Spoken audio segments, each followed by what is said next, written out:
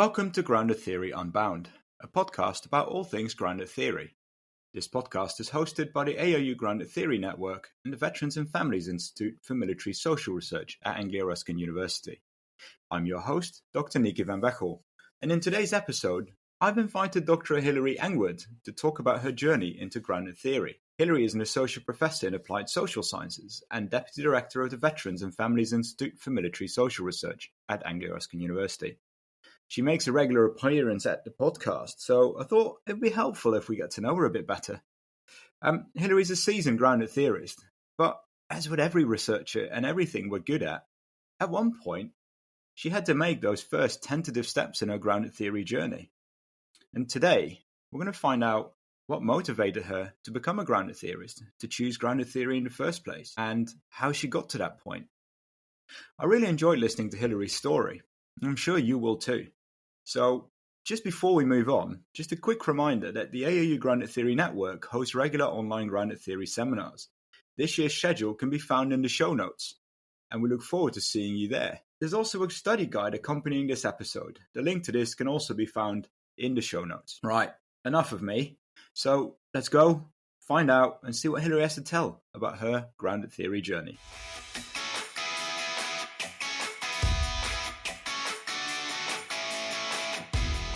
Hi, my name is Dr. Hilary Engward, and welcome to this podcast, which is today, it's all about me, which is in itself rather terrifying because talking about myself, it's just not the thing I normally do.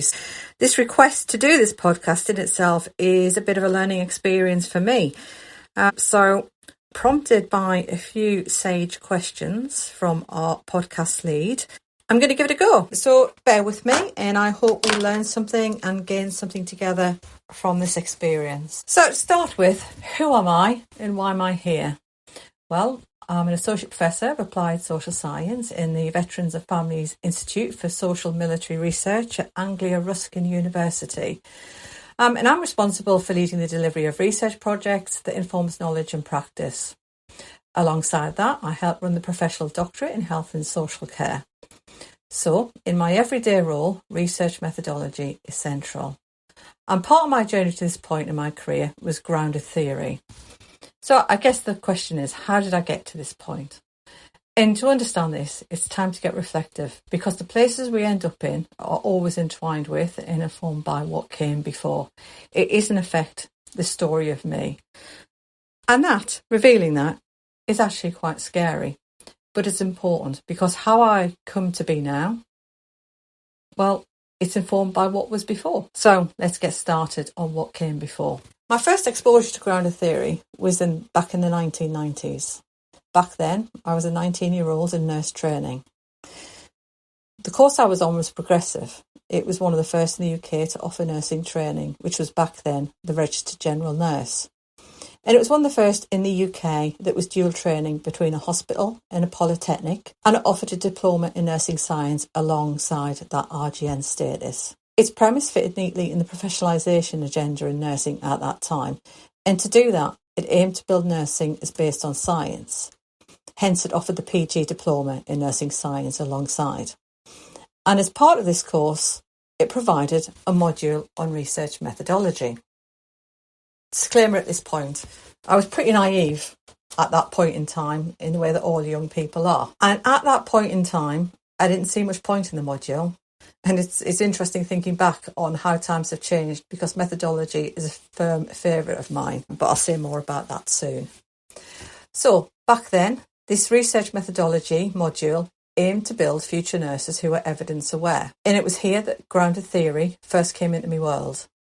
The aim was to apply grounded theory thinking to understanding what's happening.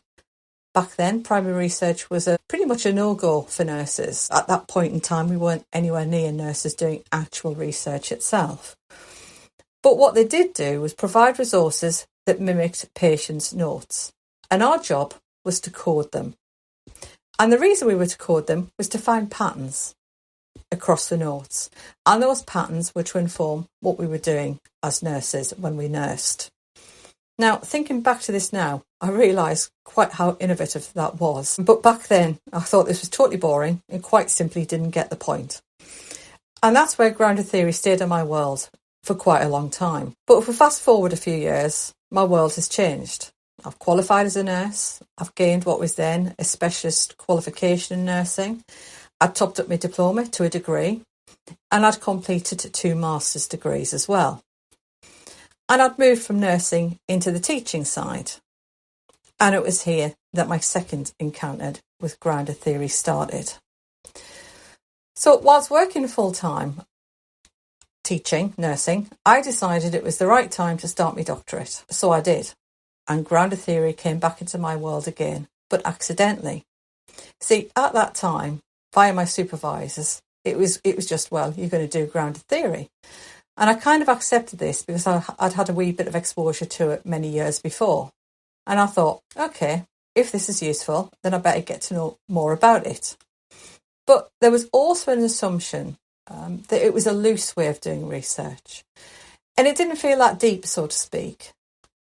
But it was here that something sparked in me. I'm going to have to learn how to do it properly. And if so, I'm going to have to get serious about learning what grounded theory is. And it was during these heady, cloudy, foggy doctoral years that I really began to understand the impact that methodology has on how we understand phenomena and how it is as researchers we bring our assumptions with us into what we're inquiring into. Now, just to be clear, again, this was quite a few years ago, and I want to be really clear about this because I think how we do our doctorate education now has changed significantly since then. But back then, grounded theory just was the way of doing research. But however, what that meant as a methodology wasn't actively explored or expected. And in fact, no methodology particularly was. So I didn't feel particularly supported at this point in time in learning about grounded theory, but that wasn't intentional. It was just the way it was at that time, at that place. But it was also at this point that other aspects of my world aligned. Because grounded theory at its heart, I learned, was it's a critical way of understanding the world. And it's there to challenge the status quo. It seeks to find perspective phenomena that wouldn't otherwise be seen. And this resonated with me a lot. And to understand why it resonated with me at this point in time, you need to know a little more about me. So, as I said, I started out in life as a nurse. But nursing was never my calling, so to speak.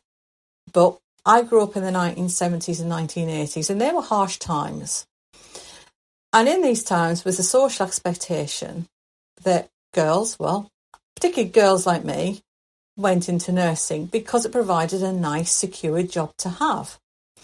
Also, people in my family had gone into nursing. So it was kind of socially prescribed to me. But in truth, it was never a natural fit for me, but the other options weren't open to me at the time.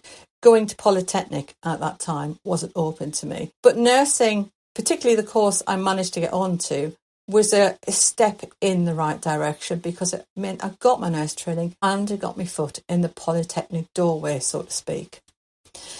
But I always knew I wanted different, and that's what I strived for, and that's what I did. So after I qualified as a nurse, I kept developing through education, hence the 2 master's degrees. And with each, they moved me into other opportunities. So education to me has been a tool for social progression. And it's been a means for me to develop to be in the very fortunate position I'm in now. But there was always, during those early years, that backdrop of, why do you want to do that then? And why not just settle down? Type cultural heritage that was expected of women at that point in time. Now, during those years, I always had a response to such questions, and it was always no, but it was always a constant challenge that I learned. And it was from this I learned to question that of who are you to say what I can and can't do, and who are you to say what I ought to be able to achieve and not ought to achieve, and who are you to identify what I settle for and not settle for. And I think those kinds of questions really came into life whilst I was learning to do this thing called grounded theory. Because grounded theory is that critical thing. And I learned that by submersing myself in the literature, that the tenets that underpin grounded theory resonated and spoke with me. And as I kept learning more and reading the dense works of Glaser to start with and works onwards from there, I began to understand how liberating using grounded theory is to understand both myself, but also to understand the professional context I was researching into, but also the social spheres in which I was in as well. And I kept pushing to understand more. So, for example, I managed to secure funding and I met Glaser at a seminar he hosted in California. Always a key moment of my Grounded Theory journal, my Grounded Theory times. And this relationship with Grounded Theory just kept growing because it just made sense to me, both individually, as a way of understanding myself, my world, but also as a way of doing research. But whilst it made sense to me, it was hard. It was really hard to learn. And I tussled with it because the practice of doing any methodology is never easy. But writing methodology and writing grounded theory in your doctoral study is never an easy thing to do. Trying to make sense of complex data when there's no other external reference to it is equally as hard, as is explaining to others who aren't grounded theory familiar, and providing that robust audit trail of your research choices, the rationale for, and for making sense of them is always hard, especially when others around you might not get it, and especially where you're in its fog, that grounded theory fog of learning to do it, trying to follow the process of it, believing in the process of it, and having the confidence that by following the process, you're making sense. Somewhere in this process of trusting this process, this catalyzation of sense making became apparent. And this became apparent through this, how I view my world and how I approach the social phenomenon, how I study it. It's inextricably linked to me. And from here, my respect for grounded theory grew because it enabled me to check assumptions, both my own, the disciplines I was working within, and also the knowledge base from which it's based upon, and also about what goes on in the social field. So for me, the pieces of the jigsaw started to fall into place. And fast forward from this, I'm very lucky now to be an academic researcher. And even luckier, I've used grounded theory in funded research.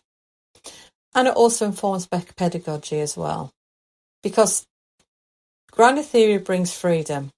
And the freedom is that we don't need to be constrained by what's been done before. And its liberation is in finding out from people in the social field themselves.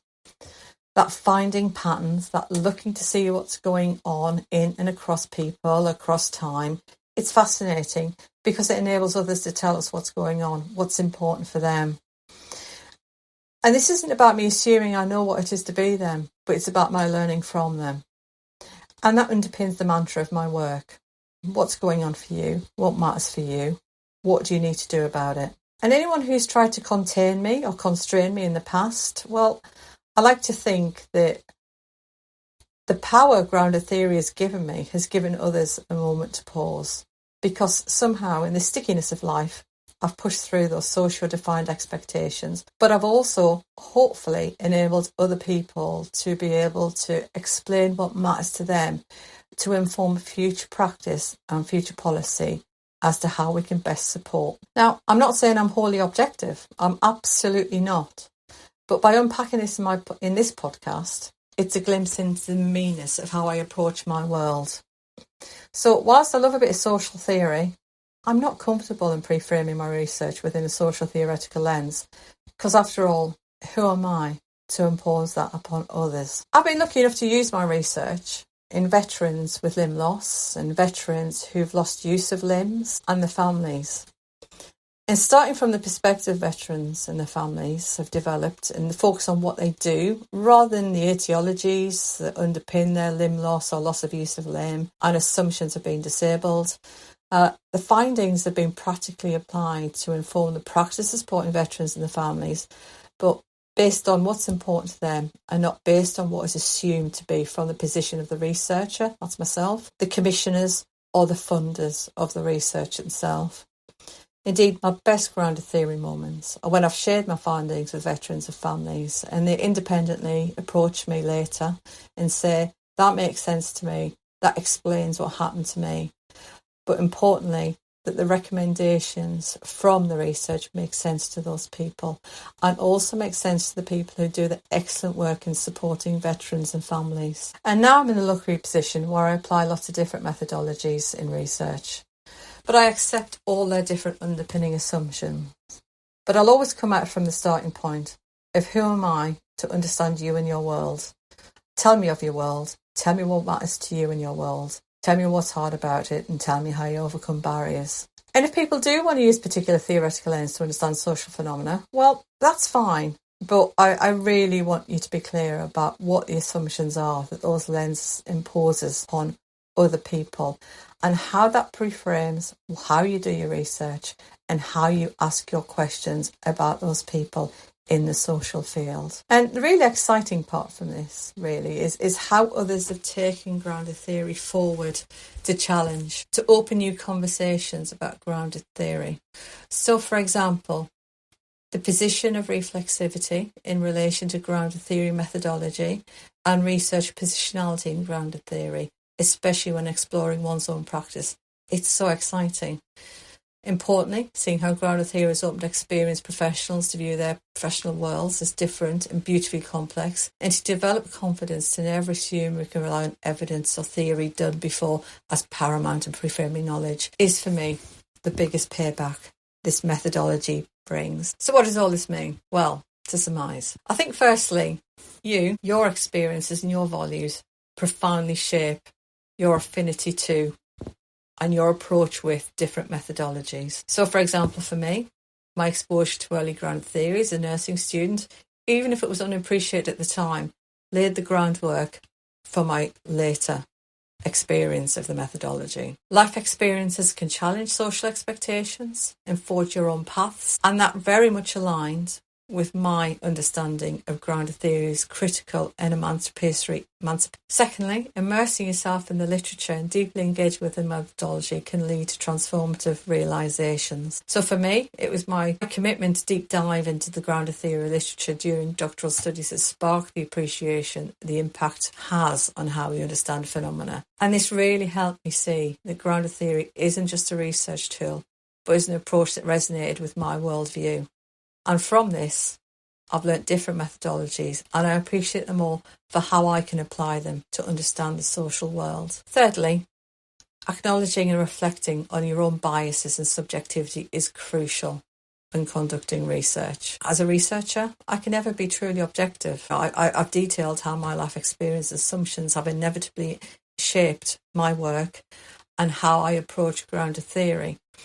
And part of this is about embracing the meanness. It's about being transparent about it, which is a core principle of my grounded theory practice.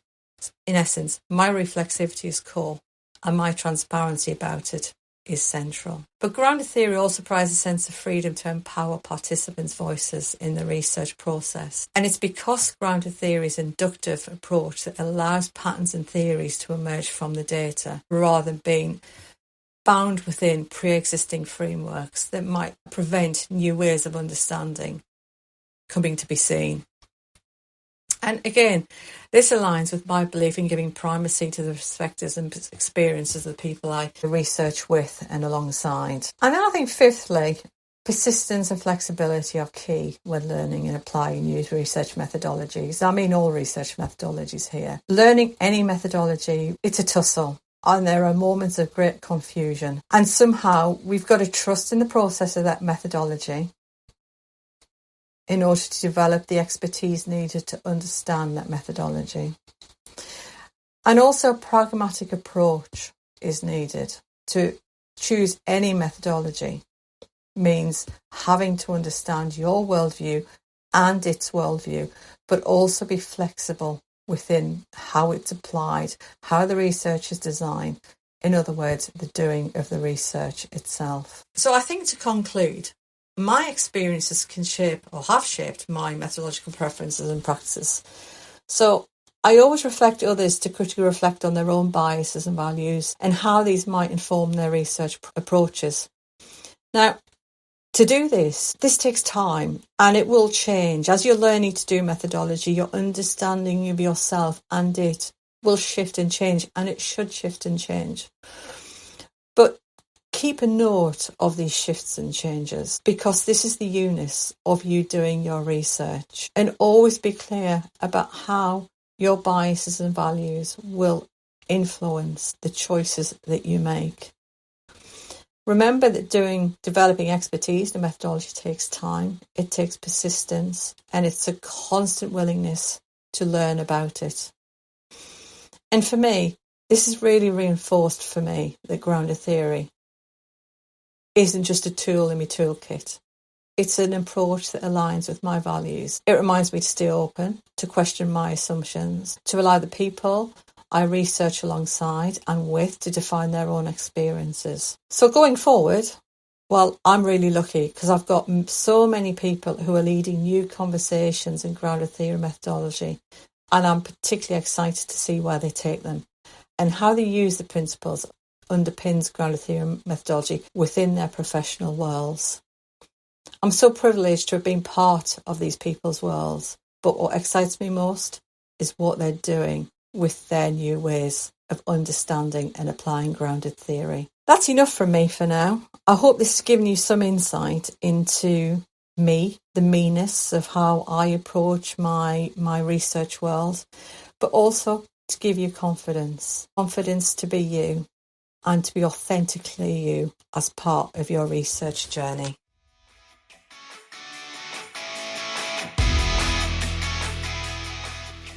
This was Grounded Theory Unbound.